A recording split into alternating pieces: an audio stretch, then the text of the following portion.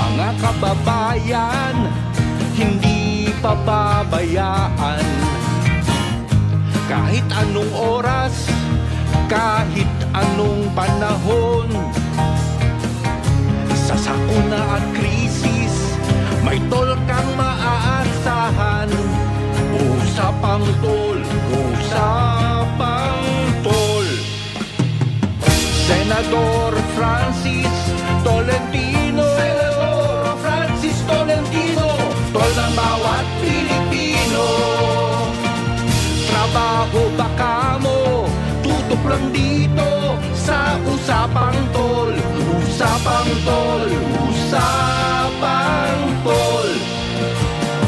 Senador Francis Tolentino, Senador Francis Tolentino, tol ng bawat Pilipino.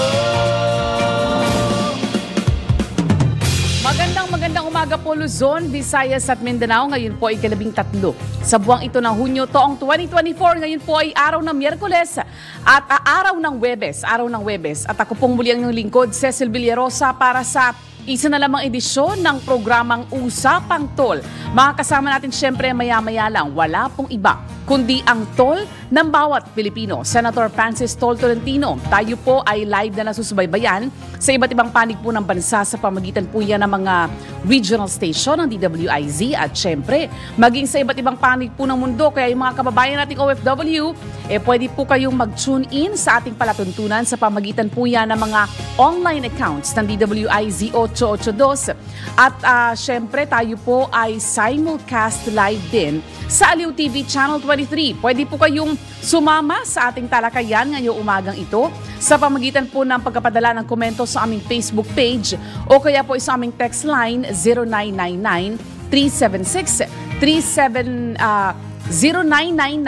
0999-376-6768. Yan po yung aming text line kung saan pwede po kayong mag-text.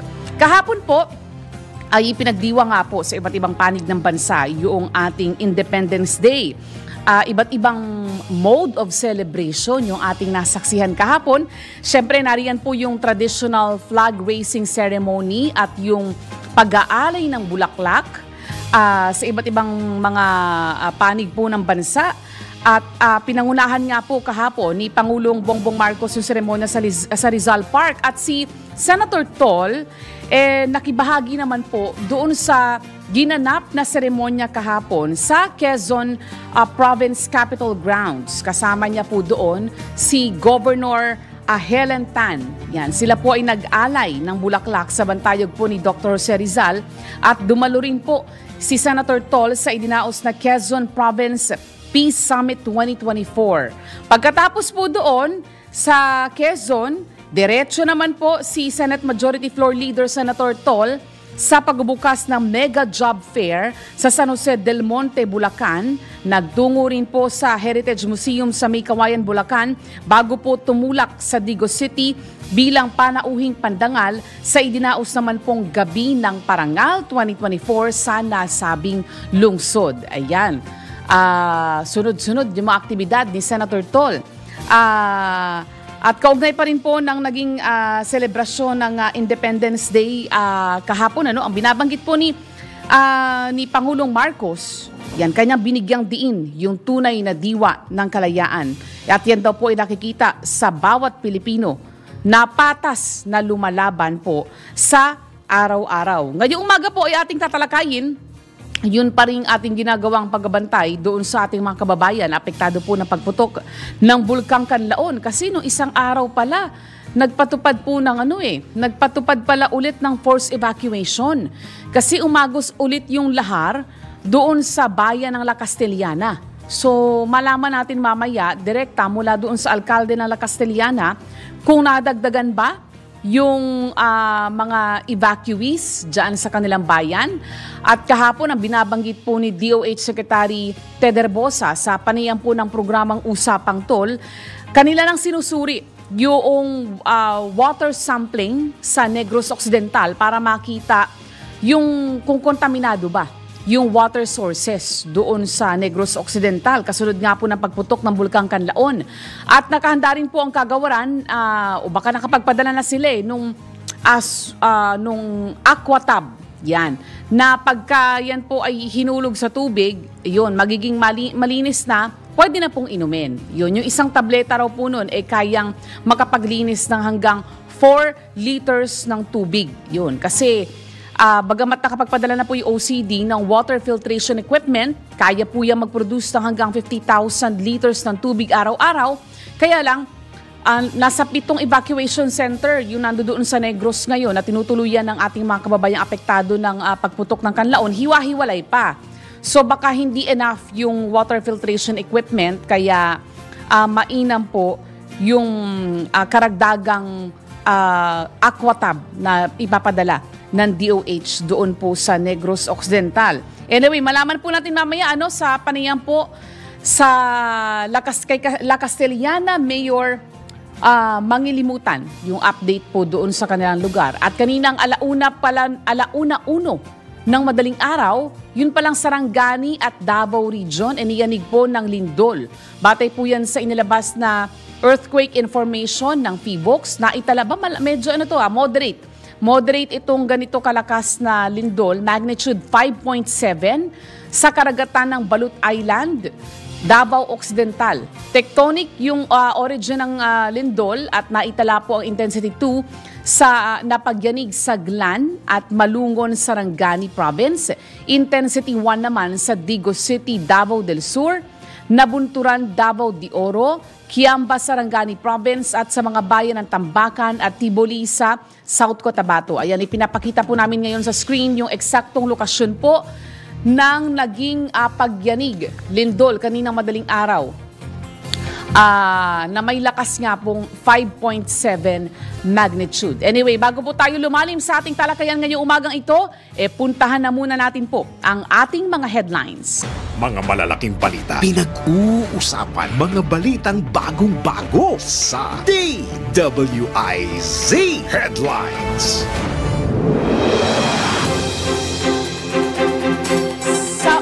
Ating mga nagbabagang balita ngayong 13 ng Hunyo taong 2024, araw ng Huwebes, mga nasa likod ng operasyon ng Pogo sa Porac, Pampanga, kakasuhan. Ang PAGCOR nagbabala naman sa problemang kakaharapin kapag ipinagbawal ang operasyon ng Pogo. DWIZ Balita. Panukalang diborsyo isinumite na sa Senado. DWIZ Balita. Dating Congressman Arnulfo Teves nagpasaklolo na sa UN. Mga opisyal ng gobyerno ng Pilipinas tetestigo laban sa pinatalsik na mambabatas. DWIZ Balita. At 2 OFW critical matapos masunog ang tinutuluyang gusali sa Kuwait. Mga balitang updated, mga isyong updated, mga komentaryong updated sa Usapang Tol. Kasama si Senator Tol, Senator Francis Tolentino, Tol ng bawat Pilipino, at Cecil Villarosa. Sa detalye ng ating mga balita, kakasuhan ng Presidential Anti-Organized Crime Commission ng Human Trafficking ang 15 katao na sinasabing nasa likod umano ng Philippine offshore gaming operator na Lucky South 99. Kabilang sa mga ito ang may-ari, incorporator at mga pinaghihinalaang ng torture. Kaugnay nito, kailangan munang matapos sa inspeksyon sa Lucky South 99 bago makapaghain ng kaso ang PAOC. Ayon kay PAOC Chief Undersecretary Gilbert Cruz, ang lalaking nakitang kumuha ng mangga na si Wu Lifeng ay isang pugante at pinaniniwalaan na master torturer sa Pogo Hub. DWIZ Balita. Naniniwala naman ang Philippine Amusement and Gaming Corporation o PAGCOR na magdudulot ng mas maraming problema kapag ipinagbawal ng tuluyan ang mga Philippine offshore gaming operator. Ayon sa PAGCOR, mahihirapan na i-monitor ang mga pogo at dadami rin ang mga nagsasagawa ng iligal na operasyon nito. Dagdag pa ng ahensya, posibleng malugi ang pamahalaan ng mahigit 20 bilyong piso kada taon pero wala namang kasiguraduhan na maihinto ang mga iligal na aktibidad. Iginit pa ng ahensya na ang tunay na problema ay ang mga kriminal na sindikato na nagpapanggap na pogo. DWIZ Balita. Tanggap po tayo ng pag-uulat mula sa labas ng himpilan. Ang Pogo panahon na para palayasin sa bansa. Kung sino ang nagsabi niyan, ang detalye hatid po ni Patrol Number 19, Celi Ortega Bueno. Panahon na para manindigan ang ating pamahalaan sa usapin ng Pogo. Ang kay Senator Joel Villanueva, dapat nang patalsikin o palayasin ang mga Pogo sa bansa. Sana daw ay madeklara na ang ating bansa na malaya sa naturang online gambling at sa masamang epekto na naidudulot nito sa bansa.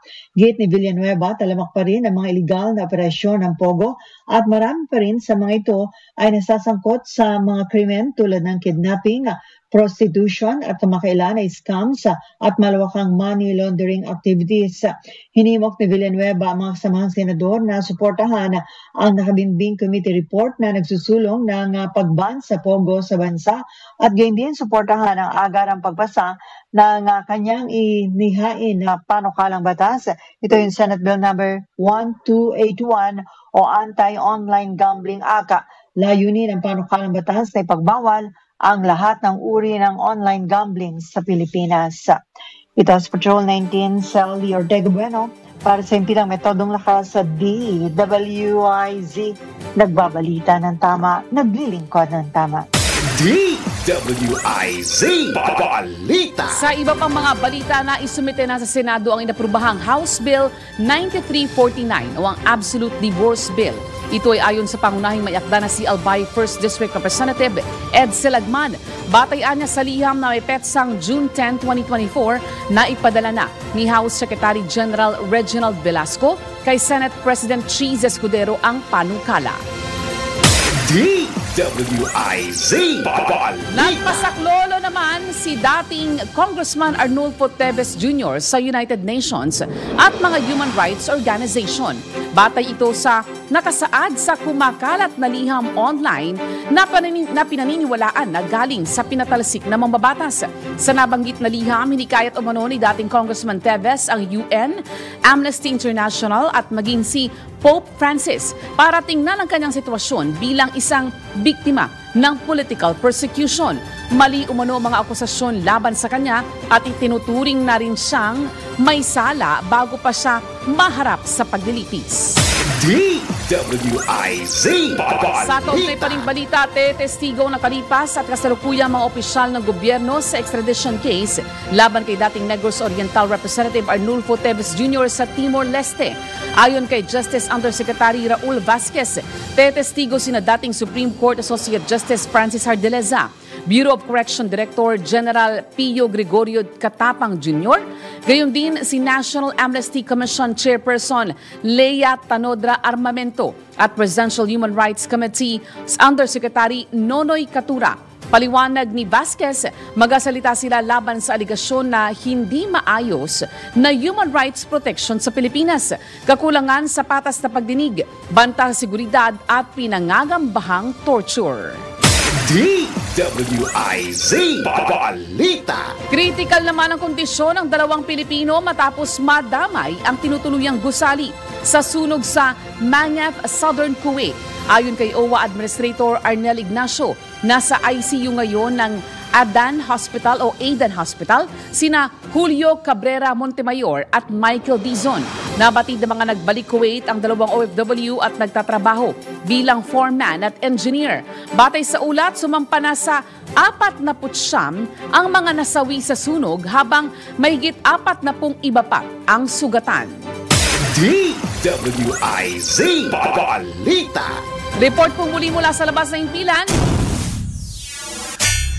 Ang foreign policy ng bansa nakabatay sa pambansang interes at pagkakamit ng kapayapaan. Ayon po yan kay PBBM. Detalye ng balita mula kay Patrol Number 13, Gilbert Perdes. Nagsisilbing batayan ng bansa sa pagpapatupad ng independent foreign policy ang national interest at mithiing makamit na ang kapayapaan sa bansa. Itong binigyan diin ni Pangulong Ferdinand Marcos Jr. sa harap ng patuloy na tinataguyod ng pamahalaan na diplomasya at pakipagdialogo sa gitna ng mga hamong kinakaharap nito.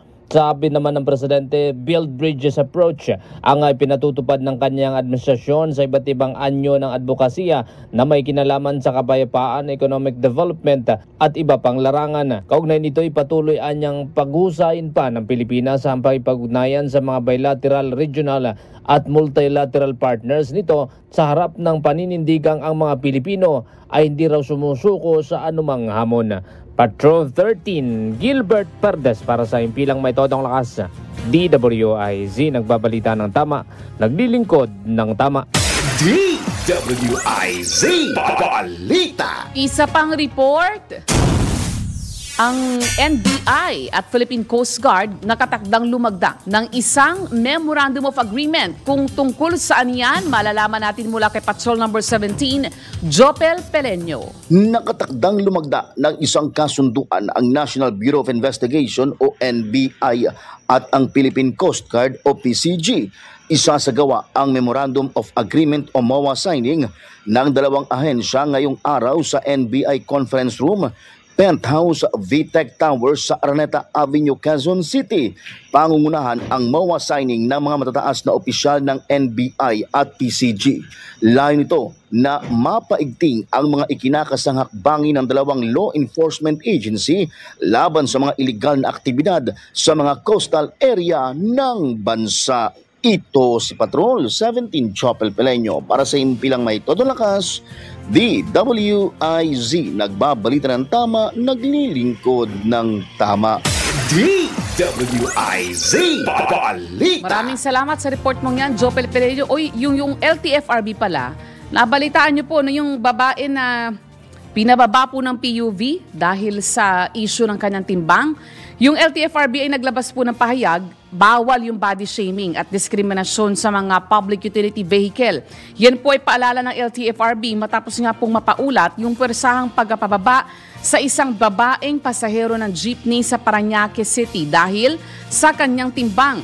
Ayon po sa LTFRB, hindi pwedeng pwersahin na mga transport operator at driver ang kanilang pasahero na bumaba dahil sa kanilang body size o pisikal na itsura.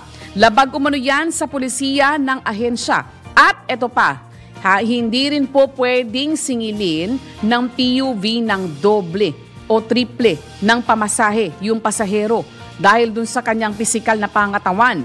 Yung pasahero pong biktima ng body shaming sa Parañaque, nauna na nga pong dumulog sa pulisya at LTFRB para ireklamo yung kanyang naranasan. Pero humingi na po ng paumanhin yung sangkot na PUV driver dito po sa insidenteng ito. Pero ito po ay babala lamang so bawal maningil ng doble at triple ng pamasahe. Yung pagka ang sasakay po, ang pasahero, hindi pa pwedeng singilin ng doble o triple dahil nga po sa pisikal na pangangatawan. Ayun, sana hindi na po maulit yung mga ganito insidente.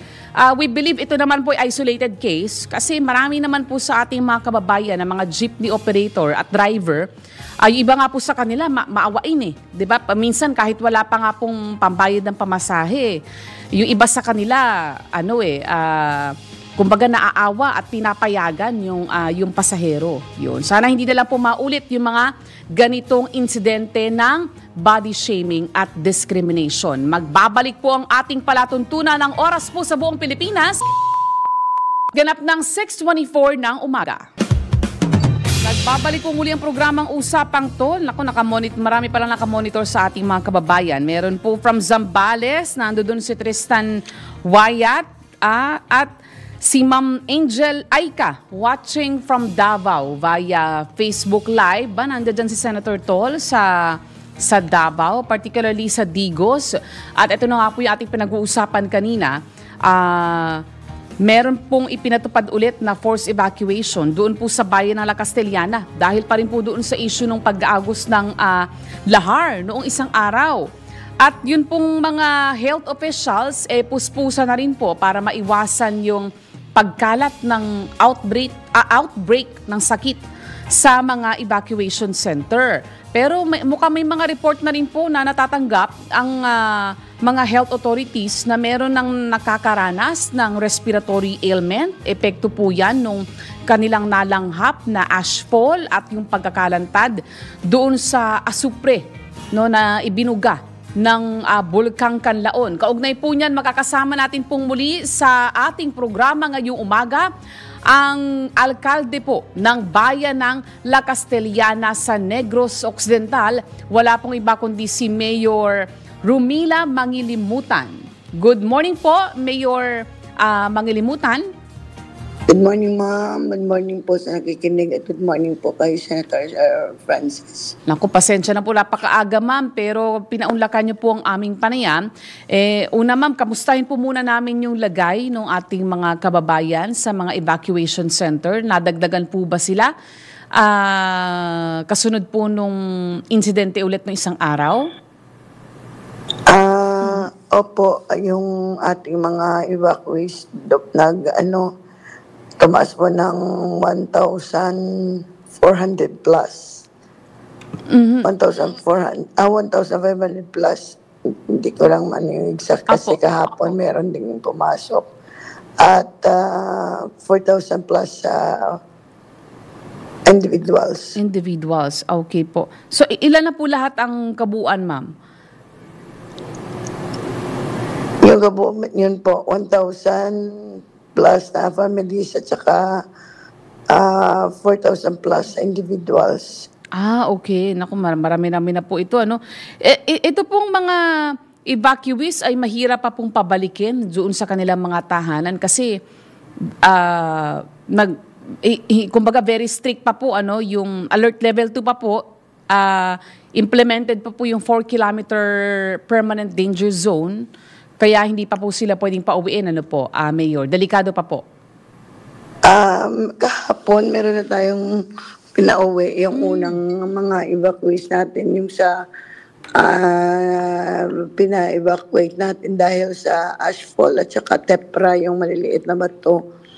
Mga 427 families kasi hindi naman sila kasama doon sa 4-kilometer danger zone at saka wala naman silang posible na hindi naman sila maadaanan ng lahar. So, pina-assist natin 2 days na po para malaman natin kung mabaho pa rin yung asopre kasi sila naman yung unang nag-evacuate dito dahil sa ashfall at saka sa tepra. So, ngayon wala namang ganon. So, pinalabas na lang natin 427 families.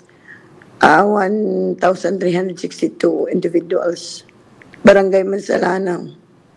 Okay. Kahapon po sila umuwi, Mayor?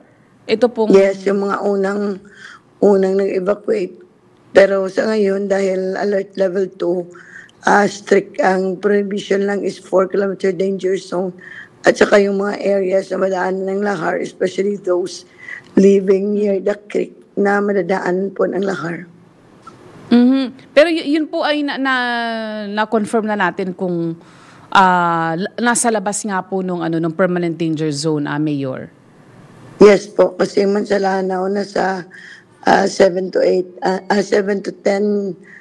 kilometer danger zone. Opo.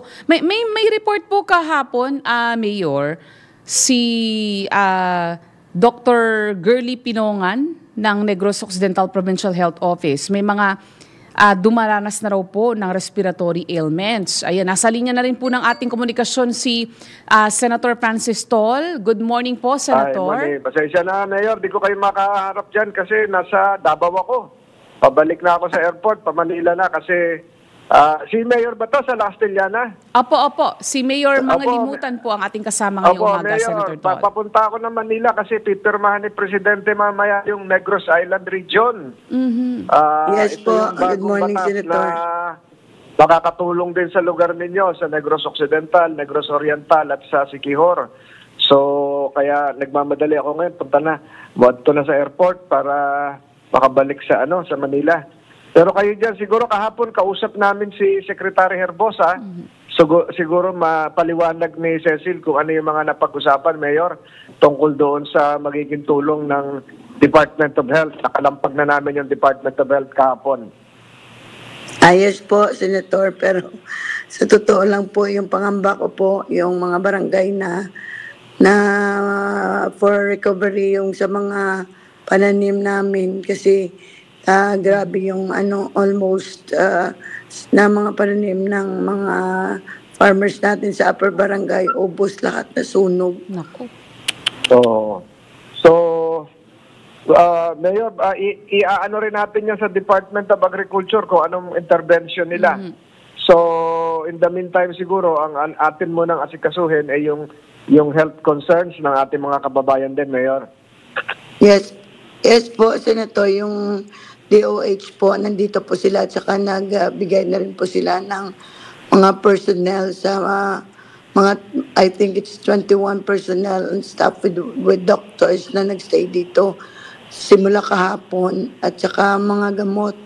Pinadala na at po, nag-medical mission sila sa mga tuloy-tuloy lang po evacuation yan. center.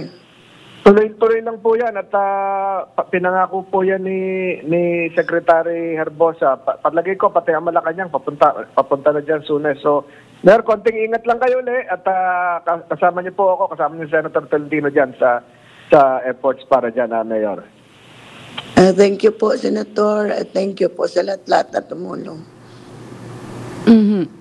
Ayun, kasi may mga report na Senator Tol na nagkakasakit ng respiratory ailment dahil doon sa pagkakalantad sa asupre at ashfall. Ano na po ba ang intervention po dito, Mayor? Actually, dahil alam na po ng DOH na yun ang mga karamihan na sakit dito sa evacuation center. Kaya nga po nag-decongest tayo ng mga evacuation center, especially those outside na po. At saka wala naman pong mga asupre sa lugar. At saka inayos natin yung mga evacuation para hindi sila congested. At saka yung DOH po, nagbigay po ng mga personnel para ma-monitor po yung mga sakit na lumalantad po sa mga evacuation centers. Opo, yung binabanggit po kanina ni Senator Tol, Mayor, kasi nakapanayam nga po namin kahapon si Secretary Ted Herbosa, meron na silang isinasagawang testing o pag-usuri doon sa water sampling dyan po sa Negros para malaman kung kontaminado po ba yung tubig, yung water sources at malaman kung ano yung antas ng contamination. Pero magkagayon man daw po sila ay magpadala o we believe baka nagpadala na rin po ang DOH ng supply ng Aquatab, Mayor. Yun po yung binabanggit ni Senator Tolentino na ihahalo lang po sa tubig para malinis. Para po itong chlorine solution po ito para yung tubig maging malinis at mainom ng ating mga kababayan dyan po sa La Castellana at sa iba pa pong lugar na apektado po ng pagputok ng Bulkang Kanlaon. Yes po, nagbigay po sila ng team at saka pumunta po sila sa mga water source sa Photomount Kanlaon at saka especially yung mga pinapurify, even ang filtrator, ang filtration, water filtration, kinukuhanan din nila sampling even though napasama na doon sa filtration para ma-make sure na yung tubig na iniinom is safe for drinking. Ayun. Yung po bang water filtration equipment na galing po sa OCD, Mayor, ay nakarating na po sa La Castellana? Yes po, kahapon po, nandito na po. At saka yung Red Cross, dito din sila. Opo. At karagdagang supply po ng face mask, magpapadala rin daw po ang Department of Health. Yes po, kasi yung face mask po, pinapatid po natin sa mga barangay, especially those outside evacuation, na labas naman po sila ng danger zone. Kasi po, minsan mabaho pa rin po yung asopre. Oo nga ho So as we speak now, Mayor, ang pangunahing kailangan po ng ating mga kababayan dyan ay yung supply pa rin po ng maiinom na tubig. Yes po, tubig. Kasi lahat po ng barangay, even though dito sa bayan, tubig din po ang supply dahil po sa source namin po nandun sa paanan po ng bundok ng Kanlaon. Actually, hindi lang po inumin kasi ang daming gamit po ng tubig Pagluluto, pagdilinis ng mga ng mga sangkap sa pagluluto. Kaya karagdagang supply ho talaga ng malinis na tubig, ano ho?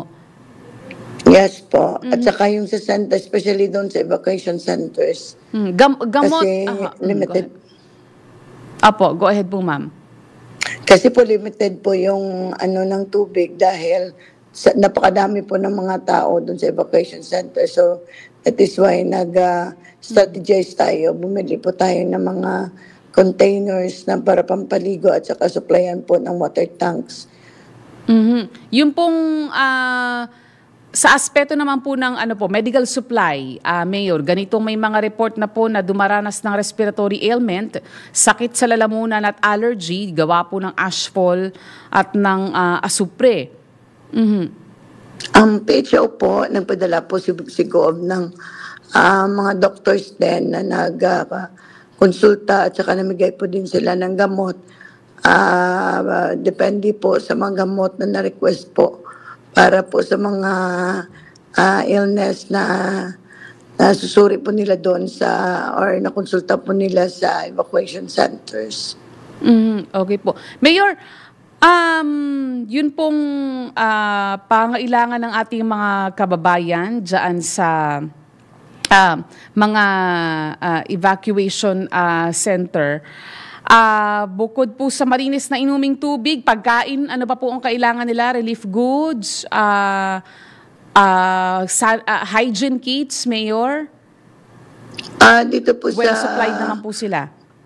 Sa evacuation centers po, for now, dahil ilang days na rin po, ang dami pong tumutulong.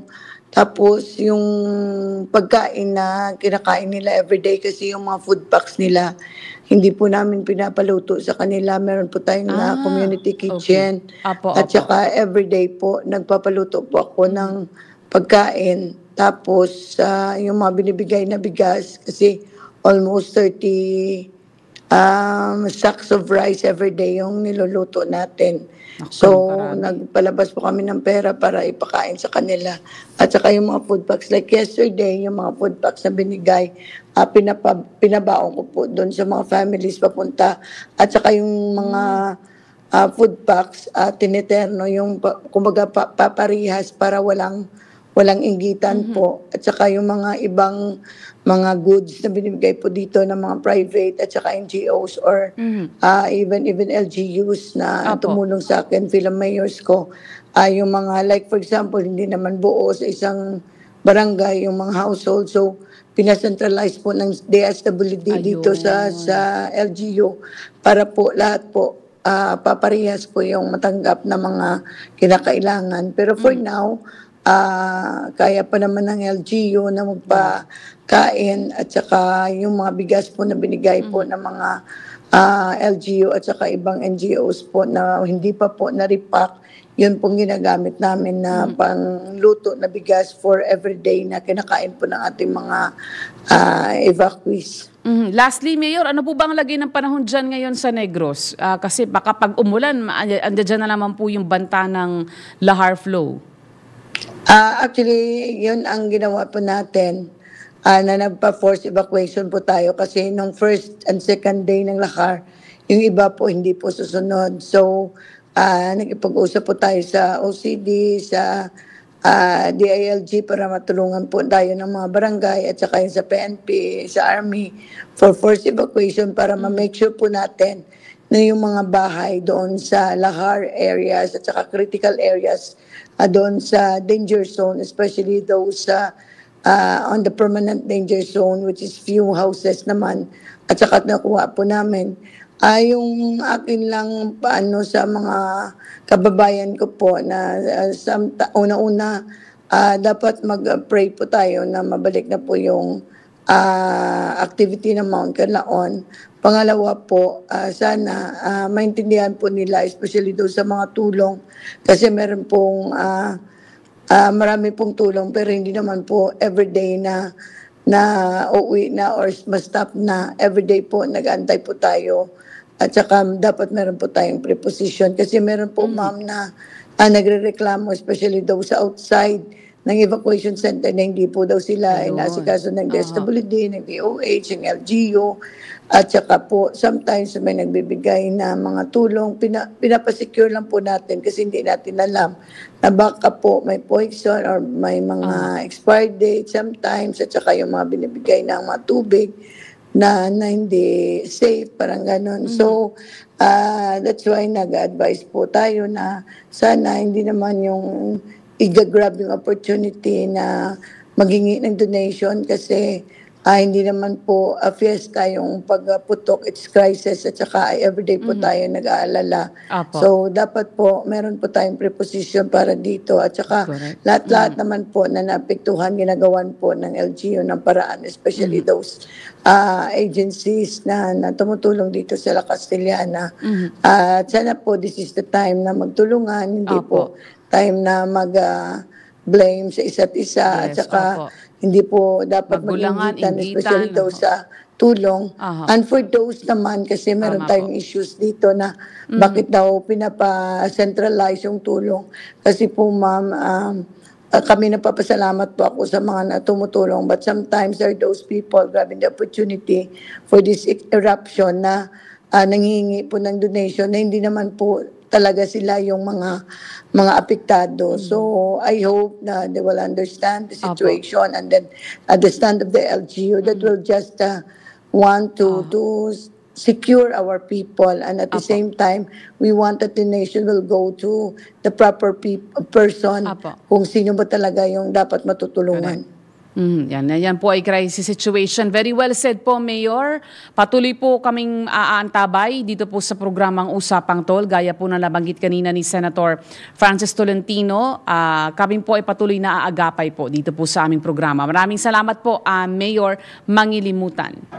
Yes po, ma'am. Okay. At saka gusto dagdag ko lang po, sunny naman po ngayon dito sa baba, pero yung everyday, especially hapon, gloomy po talaga yung Mount Carnaon at sometimes grabe po yung ulan. That is why we want to secure them. Yun. We hope and pray na mag-improve po ang sitwasyon po dyan sa Negros. Marami pong salamat, Mayor. Yes po, ma'am. Okay po. Thank you. Yan po si Mayor Alme Romila Mangilimutan, ang alkalde po ng Bayan ng La Castellana sa Negros Occidental. Magbabalik po ang programang Usapang Tol. Ang oras po sa buong Pilipinas, ganap ng 6:49 ng umaga. Mga balitang updated, mga isyong updated, mga komentaryong updated sa Usapang Tol. Kasama si Senator Tol, Senator Francis Tolentino, Tol ng bawat Pilipino, at Cecil Villarosa. Senador Francis Tolentino, Senador Francis Tolentino, tol ng bawat Pilipino, tol ng bawat Pilipino. Kailangan malaman mo na ang mga presyo sa labas sa Palengke Report. Alamin na natin ang presyo ng mga bilihin, lalo na po yung presyo ng luya. Naroon po ngayon sa Navotas Agora Market si Kumaring Alexa Avila. Alexa? Good morning, Ms. Cecil, lalo na sa mga tagapakinig natin sa Usapang Tol dito sa DWIC. Andito tayo ngayon sa Agora Market sa Navotas City para mag-update sa presyo ng mga pangunahing bilihin. Ang gulay sa sibuyas ay nasa 120 per kilo, bawang 180, patatas 150, ampalaya 160, sayote 90, kamatis 80. Ang luya isa pa rin sa pinakamahal na gulay dito, nasa 290 to 300. Grabe. Ang talong ay nasa 100, bell pepper 350, repolyo 80 at ang bagyo pecha ay nasa 120. Ang karne naman, tumaas din daw ang presyo dito. Ang pork chop ay nasa 350, liempo 380, buto-buto 300 at ang atay ay nasa 300 pesos per kilo din. Sa manok naman, nasa 190 pesos per kilo.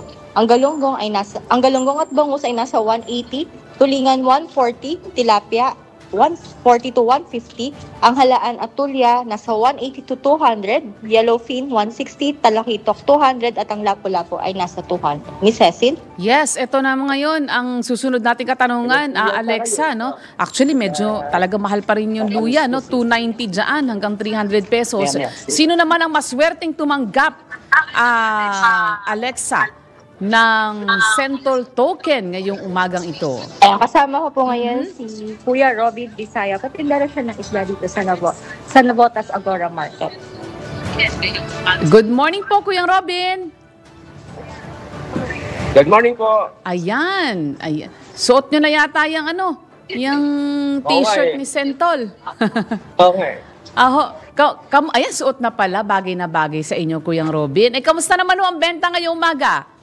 Wala po matubal Kasi ang problema namin dito, may kalabang kami sa labas, yung mga bangkita po. Hindi po hinuhuli kasi ng mga dyan. Pinapabayaan lang nila. Ano ang binibenta nyo, Kuyang Robin? Ito po, Misda, Lapu-Lapu, Talakitok, Bangos, at saka Yellowfin po.